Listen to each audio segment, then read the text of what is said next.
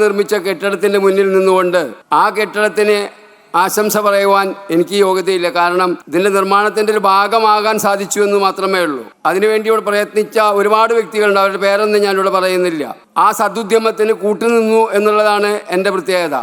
ഒരു നിമിത്തം പോലെയാണ് ഈ സ്ഥാപനത്തിൻ്റെ മാനേജ്മെൻറ്റിൻ്റെ പ്രതിനിധിയായി വരാൻ സാധിച്ചത് എന്നുള്ളത് സത്യമായ ഒരു കാര്യമാണ്. ഒരിക്കലും മുന്നിൽ പ്രതീക്ഷിക്കാത്തൊരു കാര്യമാണ്.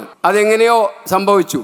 നിങ്ങൾക്കറിയാം, കഴിഞ്ഞ വർഷത്തേക്കാൾ വളരെ ഭേദപ്പെട്ട നിലയിലാണ് ഇന്ന് സ്കൂൾ കെട്ടിടവുമൊക്കെ നിർമ്മിച്ചതും പ്രവർത്തിച്ചു കൊണ്ടിരിക്കുന്നതും.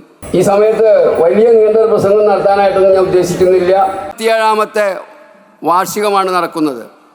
നിങ്ങൾക്കറിയാം, ആ 87-ലെ ഒരു മാനേജർ അന്നത്തെ ചെറിയ കൊച്ചു മുറികളുമായി തുടങ്ങിയ ആ സ്കൂൾ, അതിനുശേഷം മാനേജ്മെൻറ്റിൻ്റെ പിന്തുടർച്ച, ഒരുപാട് അധ്യാപകർ ഈ വിദ്യാലയത്തിൻ്റെ പടി കയറി വന്നു.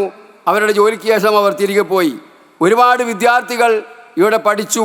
അവരുടെ നേരത്തെ മണികണ്ഠൻ പറഞ്ഞതുപോലെ 56 വയസ്സുള്ള ആളുകൾ പെൻഷൻ പറ്റി. അങ്ങനെ ഒരുപാട് സ്ഥാനങ്ങളിൽ അവർ എത്തിച്ചേർന്നു.